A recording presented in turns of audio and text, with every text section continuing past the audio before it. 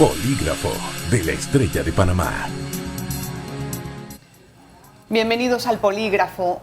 Hoy vamos a tratar un tema que ha sido siempre un estudio, una alarma, pero después pareciera que no nos ocupamos realmente de lo que está pasando. Estamos hablando del embarazo en adolescentes. Es prácticamente un asunto endémico en el país porque las cifras o los porcentajes no parecen disminuir, al contrario, se agravan conforme pasa el tiempo porque encontramos personas, mujeres, menores de edad con más incidencia en más incidencia en el embarazo, especialmente niñas menores de 12 años, que es donde se considera una infante. Para el tema vamos a conversar con Yuri Pitti. Yuri Pitti es prácticamente una ascensora de todos estos problemas sociales porque ella trabaja en APLAFA. Recuérdese que es la Asociación Panameña para la Planificación Familiar y es un lugar a donde coinciden muchas personas para pedir atención pues, de salud, precisamente, sexual y reproductiva. Quiero darle la más bienvenida, gracias. Gracias, Yuri, por estar con nosotros. Bienvenida a al Polígrafo de la Estrella de Panamá. Muchísimas gracias a la Estrella de Panamá por la invitación a APLAFA. En efecto, APLAFA es una organización histórica, tenemos 57 años de existir, atendemos unas 40.000 personas al año. Sí. Y creo que esta trayectoria nos ha dado la experiencia para poder hablar de temas como la educación sexual, el embarazo en adolescentes y otros problemas sociales que aquejan a Panamá. Que es un tema recurrente realmente, lo de los embarazos en adolescentes. Siempre nos quejamos como sociedad y parecemos alarmarnos, pero de ahí a que esto cambie, no lo vemos que ni siquiera haya un porcentaje de reducción mínimo, por lo menos cada año. Entonces, me gustaría que desde tu perspectiva nos digas cuál es el estado de la salud sexual y reproductiva de las adolescentes que acuden, por ejemplo, a APLAFA a buscar ayuda. Bueno, el tema del embarazo adolescente es un problema regional. Nosotros somos la tercera región del mundo con mayor cantidad de embarazos adolescentes y eso nos habla de una región que está obligando a los países a tener que tomar medidas. En Panamá particularmente estamos hablando de una proporción de 10.000 embarazos adolescentes al año. Eso en 5 años, estamos hablando de 50.000 embarazos en adolescentes. Y tenemos una sociedad que se resiste a ver esto como un problema. Ante la falta de educación sexual y reproductiva, hace falta mucha desmitificación de las razones reales de los embarazos en adolescentes. Y que una de ellas, de hecho, es la normalización del abuso sexual infantil, la normalización de las relaciones de adultos con adolescentes, del abuso sexual en los hogares. Esa cifra de las adolescentes embarazadas, de ellas, ¿cuántas pueden ser menores de edad? O si se han presentado más casos de este grupo de edad. Bueno, en APLAFA la experiencia de los últimos años nos habla de un aumento proporcional de las menores embarazadas que tienen menos de 14 años. Entonces estamos hablando de que las niñas están siendo abusadas cada vez a más temprana edad y un elemento importante que hay que mencionar es que la mayor parte de estos abusos se dan dentro de los hogares. Claro. Son personas que tienen un vínculo relacional con estas menores. Y durante la pandemia, ¿cómo fue este comportamiento? Que estuvo mucho tiempo cerrado el país, también no podíamos salir, las restricciones de movilidad, en el 2020 generalmente, ¿no? Bueno, la pandemia fue un parteagua para el mundo entero, pero en Latinoamérica en particular y en Panamá se redujo el acceso a todos los servicios de salud, incluyendo los servicios de salud sexual y reproductiva. Es por eso que aunque estamos hablando de embarazo adolescente en términos de aquellos números que están registrados en el sistema de salud pública, en los registros nacionales, es muy alta la probabilidad de que existan cifras sombras de embarazos en adolescentes que no han recibido atención obstétrica, atención ginecológica durante la pandemia, como se dio con muchas otras especialidades. Pero además tenemos que recordar que al inicio de la pandemia, cuando se da la eliminación de las clases presenciales, la suspensión de las clases presenciales, una preocupación generalizada fue que niños y niñas y adolescentes iban a ver mayormente expuestos a situaciones de violencia en los hogares al estar las escuelas cerradas.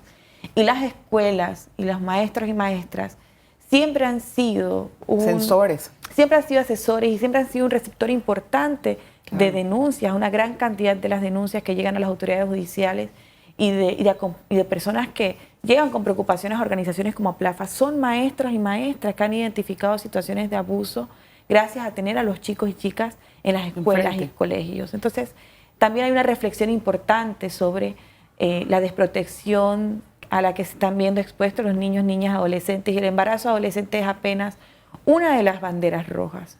Sí, la vulnerabilidad a la que están expuestos los niños, en especial creo que ahí hay una falta de conocimiento, de saber a quién acudir y qué esperar de lo que acudan a esa persona, porque cuando un muchacho o una chica está siendo abusada sexualmente, no sabe a quién contarle porque siente primero que todo la amenaza del agresor, obviamente. Y cuando lo hace, deberíamos de enseñarles qué es lo que tiene que esperar de esa persona, o sea, cómo es que va a ser la ayuda que le van a dar.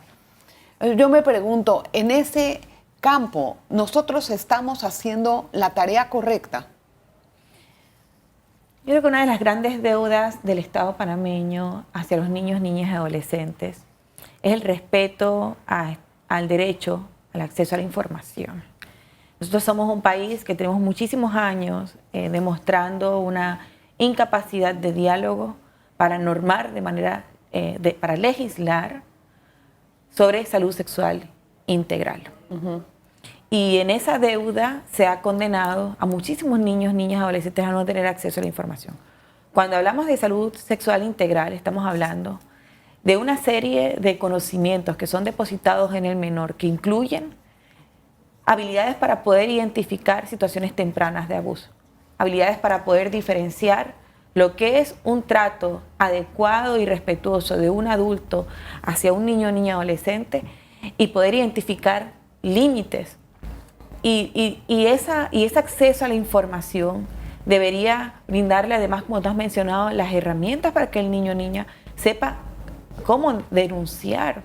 Nosotros nos encontramos muchas veces casos de personas adultas que ya adultas es que se dan cuenta que han sido abusadas, porque usualmente cuando se piensa en abuso sexual infantil, se piensa inmediatamente en la penetración y no necesariamente que tú estés expuesto a situaciones donde hay dos personas teniendo sexo, a imágenes, a videos, que seas grabado desnudo o desnuda, que seas tocado inapropiadamente, aunque no haya penetración, o que la penetración no necesariamente sea vaginal, sino que sea por otras vías. Todas estas situaciones son abuso. Y muchas personas... no se entiende como tal. Y no se entiende como tal. Que seas impulsado a tener conversaciones que transgreden los límites del respeto y del trato adecuado para la edad de un niño o niña, es de hecho abuso. Claro. Déjame hacer una breve pausa, Yuri, vamos a regresar con más, vamos a hablar acerca de qué tanto interviene también, la cultura, la religión en cuanto a la salud sexual y reproductiva, los métodos anticonceptivos o temas que son de verdad polémicos en nuestro país, igual que el aborto y algunos otros patrones también de conducta que pueden ser como consecuencia del embarazo en adolescentes. Regresamos enseguida. Polígrafo de la Estrella de Panamá. Hoy conversamos acerca de los embarazos en adolescentes. Niñas también, prácticamente, que son menores de 12 años. Se han presentado casos y que en realidad presentan un impacto muy grande a la sociedad y a la vida personal de estas chicas. Han llegado a PLAFA abuelas de los 30 años. A los 30 años ya llegan a ser abuelas porque es un patrón de conducta que se repite, y se normaliza, como nos dice Yuri Piti. A ver, me gustaría antes entender una cosa. ¿Usted cree que esa falta de conocimiento o una normalización un mejor espectro sobre la salud sexual y reproductiva ha tenido que ver en pues, la interferencia de religión, en que no se conozca bien o que no se dé a conocer en las escuelas o en las casas, etcétera. ¿Qué tanto interfiere la religión en esto? Creo que hay una mal comprensión, un mal entendimiento de lo que es la salud sexual integral. Cuando se censura la salud sexual y la educación sexual integral como un derecho de los niños y niñas y adolescentes, se hace bajo criterios que banalizan la importancia de esto o que sobredimensionan, otorgándole un aspecto negativo, una característica negativa a los programas de salud sexual integral. Pero las evidencias que nos da la aplicación de estos programas en la región es que a un mayor acceso a la información no tiene como resultado necesariamente un inicio más temprano de las relaciones sexuales, sino que todo lo contrario, el inicio de las relaciones sexuales se demora. Pero además, como usualmente solamente se ve la salud sexual integral y el tema de educación sexual integral como un tema relacionado directamente a la mantención de relaciones sexuales, se omiten otros aspectos importantes, como el papel importantísimo que puede jugar el que los niños, niñas, adolescentes conozcan el cuerpo por sus nombres y los órganos por sus nombres, y cómo eso ayuda a ponerle palabras a situaciones de abuso. Omite además la importancia en la ruptura del ciclo de pobreza, del hecho de que un niño, niña, adolescente pueda planificar su vida, pueda saber cuántos hijos quiere tener en un futuro, cómo los quiere tener, cuándo los tiene que tener para poder cumplir otras metas académicas y profesionales. Sí. Y omite además un factor que yo considero que es uno de los más importantes, que es que ellos puedan volverse agentes multiplicadores en sus familias y comunidades. Porque tenemos una sociedad que por un lado niega el acceso a la educación sexual integral, por otro apuesta a la capacidad de las familias de brindarles información a los niños y niñas. Pero ¿cómo hacemos con aquellos niños, niñas y adolescentes que están siendo abusados en sus familias? Claro, ¿Cómo hacemos con esos padres y madres jóvenes que no tuvieron acceso a esa educación sexual integral y que ahora son padres y madres de niños y niñas a los cuales no saben cómo transferirles esa información? Exacto. Ahora, Yuri, esta situación cada vez que se trata crea mucha polémica en la sociedad, sí. Al igual que ver si les van a enseñar de una cosa a la otra, también se mete el tema de género, ¿no? De identificación de género y muchas veces hay se puede decir que una parte de la sociedad muy conservadora que está muy preocupada por ese tema. ¿Cuántas personas llegan a Aplafa que tienen esta duda de género o que están necesitando un poquito de orientación sobre su sexualidad y sobre su identificación de género? Bueno, nosotros en Aplafa recibimos 40.000 personas al año de todas las razas, las clases sociales, las orientaciones sexuales, las identidades de género. Nosotros hemos tenido a lo largo de la historia una línea de trabajo donde priorizamos poblaciones vulnerables y entre esas están las poblaciones de diversidad sexual. Yo creo que lo importante es que se asegure el acceso a la salud de estas personas. En Aplafa nosotros tenemos clínicas amigables, también tenemos personas que se han especializado en orientación y consejería, no solamente en cuanto al tema de orientación sexual e identidad de género, sino también para planificación familiar, para prevención de la violencia de género, etcétera, ¿no? Y yo creo que gran parte de la oposición a estos programas tiene que ver con la discriminación hacia las personas LGTBI. Y tiene que ver con la estigmatización de estas personas. Ahora, con respecto a los pocos avances que podemos decir que hemos tenido en cuanto a abuso sexual infantil, la reciente ley aprobada sobre la identificación de pedófilos o evitar que no se acerquen, etcétera, imagino que puede ser de una ayuda, pero igualmente, ¿cuántos o cómo identificar estas personas cerca de casa y qué tipo de medidas debe de tomar una familia con respecto a eso, o una madre que está viendo a su hijo que está socializando con una persona que tal vez no estaba dentro del rol o del círculo familiar?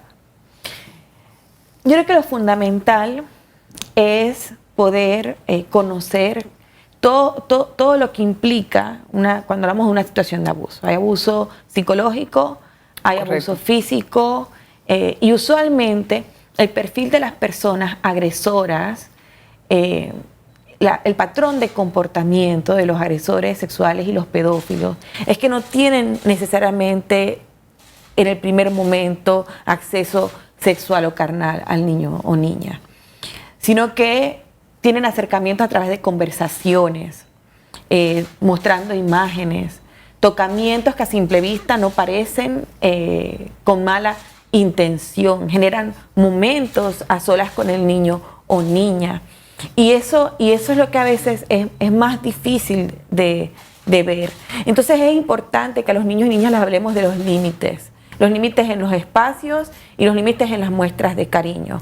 Que los niños y niñas se les enseñe y esto porque la mayor parte de los abusos suceden en los hogares, lastimosamente. Así es. Que no se normalice que en el espacio del niño o niña pueda irrumpir cualquier adulto, entrar y salir cualquier adulto, tíos, primos, abuelos, que cualquiera puede bañarlo o vestirlo, que se le enseñe también, que no se normalice que familiares de la familia extensa normalicen sentar al niño o niña en las piernas permanentemente, que a niños se les obliga a tener muestras de cariño, porque eso desdibuja los límites. Claro, claro. Y coloca al niño en una situación difícil, porque nosotros vivimos también en una sociedad adultocéntrica. Y a muchos niños se les enseña que a los adultos hay que obedecerles, que no se puede estar en desacuerdo con un adulto, que hay que seguir las órdenes del adulto. Y ese conjunto de patrones culturales generan un vacío, generan confusión para el niño, generan una situación donde es más difícil identificar, donde es más difícil sobreponerme a situaciones que no son, que están fuera de lo normal, de lo correcto. Tengo que hacer una breve pausa, vamos a regresar enseguida con más. Está nuestra invitada Yuri Pitti acerca del embarazo adolescente. Vamos a hablar ahora acerca de las consecuencias también sanitarias. Hay muchas consultas con clamidia y también del virus de papiloma humano, precisamente a causa de esto en parte. Una pausa. Polígrafo de la Estrella de Panamá. Vamos a explorar cuáles son las consecuencias de este abuso o de tener un embarazo en la adolescencia. Yuri, primero que todo, identificar cuáles son las zonas del país que identifica a PLAFA como las de mayor incidencia en cuanto a embarazo de adolescente. En este momento encontramos una mayor incidencia en Panamá Este, Colón y Veraguas. Veraguas, de hecho, como una de las provincias con más cifras de embarazos en adolescentes. Sí. Y son muchachas, ¿quiénes son? Es decir, ellas son originarias, son afrodescendientes. ¿Quiénes son estas niñas? Nosotros recibimos chicas de todas las clases sociales. Hay, por supuesto, un estigma de que estas situaciones de abuso suceden particularmente en las poblaciones indígenas o suceden solamente en afrodescendientes, pero el abuso sexual hacia niños y niñas está en todas las clases sociales. No, eso lo tengo claro, pero en esa incidencia que identificamos de esas tres provincias, esas niñas, ¿quiénes son? Es lo que estoy tratando de averiguar. Creo que particularmente son chicas que no han recibido la información adecuada, muchas en situación de pobreza ya. Creo que esto tiene que ver con la investigación que publicó UNFPA el año pasado, cuando dice que el embarazo no solamente causa pobreza, sino que también suele suceder más en chicas que están en condición de pobreza. Y una gran cantidad de estas jóvenes y estas adolescentes muestran también afectaciones a su salud mental. Sí, a eso quería llegar. Entonces, ¿cuál es la consecuencia después de esta situación de abuso sexual en la adolescencia con la vida de esta persona? ¿Cuál es el impacto que causa mentalmente? No, principalmente se encuentran muchísimos casos de depresión, ansiedad. Una gran cantidad de jóvenes y adolescentes embarazadas expresan durante el embarazo haber pensado en el suicidio, por ejemplo. Se desdibujan también un poco las expectativas laborales y académicas a futuro. Hay una gran incidencia de deserción escolar, pese a que las leyes han cambiado y ahora de alguna forma se permite y se debería asegurar el Estado de que las jóvenes adolescentes tengan el derecho a seguir asistiendo a sus clases. Hay una gran incidencia de deserción escolar y algo fundamental es que en la mayor parte de los casos, aún en aquellos donde no necesariamente fue abuso, hay abandono paterno. Es decir, este es un caminar que hace la adolescente sola con su hijo o hija en la mayor parte de los casos. ¿Y por lo general ellas conservan a sus bebés? Sí, por lo general sí. Creo que hay un factor cultural determinante en eso. Ajá. ¿Y por qué esto no hemos sido capaces de romper ese círculo? ¿Por qué estamos viendo abuelas de 30 años? Creo que hemos sido una sociedad que ha mostrado incapacidad para dialogar, pero además hemos sido una sociedad muy egoísta. Hemos generalizado el concepto de las familias como un espacio que es seguro para todos y todas. Y no necesariamente. Hay muchísimos niños y niñas viviendo en familias violentas, en familias donde se esconden los abusos, en familias donde se normaliza el embarazo adolescente. Hay una responsabilidad del Estado de tomar esta tarea, apropiársela y asegurarla para todos y todas en igualdad de condiciones. ¿Y esa cifra sombra, como en cuánto pueden estar distorsionando la verdadera cifra de la que tenemos sobre abuso sexual infantil? Bueno, creo que no es una cifra que podamos estimar de forma precisa, pero la cuestión de los embarazos adolescentes que no están llegando a las autoridades es un problema regional. Pero en algún momento va a llegar a las autoridades. Cuando la chica dé a luz va a ir a un hospital y ahí se van a enterar. Cuando tenga que meter al niño, inscribirlo o en el registro, o sea, en algún momento la autoridad se entera. Sí, sin embargo, cuando comparamos las cifras de personas condenadas por delitos de abuso sexual hacia jóvenes, no necesariamente coincide con la cifra. Obviamente, porque hay una gran cantidad de familias que deciden no denunciar, y lo otro es que muchas veces no necesariamente la sociedad considera que el hecho de que un adulto esté abusando de un adolescente es abuso, porque ésta no está en capacidad y en condición de dar el consentimiento, porque hay una situación desproporcional de diferencia de poder. ¿Y qué hay acerca de las guías del Meduca con respecto a la orientación que se le ofrece a los niños para poder detectar este tipo de situaciones? ¿Están completas o les hace falta algo? ¿Cuál es la retroalimentación que ustedes reciben? Bueno, lo primero que nosotros como APLAFA queremos expresar es que las guías es una iniciativa del gobierno en turno, como la ha habido antes y como las habrá en el futuro. Y la dificultad principal con este tipo de iniciativas de gobierno en turno es que mientras no tengamos una legislación marco que norme las iniciativas que cualquier gobierno quiera implementar, pues hay una desconexión entre los propósitos y los contenidos que se le brindan a los niños. Las primeras observaciones que nosotros podemos hacer de las guías es que en muchos casos se brinda muchísima información sobre los órganos de salud sexual y reproductiva, las clases de biología que históricamente se han dado dentro de las escuelas, pero cuando aborda específicamente la cuestión del abuso sexual infantil, que en este momento es un tema de profundo interés para todos y todas, hay dificultades en ponerle nombres a los tipos de abuso, en explicar esto que yo le decía hace un momento, cómo escala el abuso, cómo hay diferentes tipos de tocamientos. Y además hay una insistencia en la necesidad de que el niño hable con un adulto, pero no se coloca una expectativa de qué es lo que debe responderme el adulto, porque hay adultos y adultas que encubren abusos, sí, es verdad, que hacen que el niño desista de colocar una denuncia. Entonces es importante que ahí estén los nombres de las instituciones, los números de apoyo para los menores, a dónde pueden llamar, a quién pueden acercarse. Y finalmente Hay una guía que está dirigida específicamente a madres adolescentes, donde se dan directrices a la madre adolescente, a la madre infante de cómo amamantar, de qué cuidados debe tener con el niño. Pero se siente en muchos de los capítulos de esta guía que se olvida el impacto, el trauma que tiene un embarazo para una niña a esa edad. Y de cierta forma se le responsabiliza de un cuidado del que no es capaz todavía. Sí. Gracias, Yuri. Se nos terminó el tiempo. Fue muy interesante conocer en qué estamos ahorita y cómo es que debemos de trabajar. Pareciera un disco rayado, ¿verdad? Pero es que no hacemos lo que tenemos que hacer para poder romper este círculo.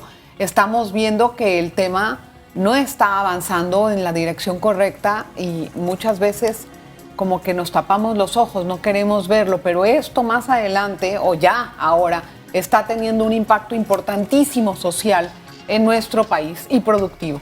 Gracias, Yuri, por estar con nosotros. Y gracias a usted siempre por estar pendiente del Polígrafo. Nos vemos la próxima vez. Polígrafo de la Estrella de Panamá.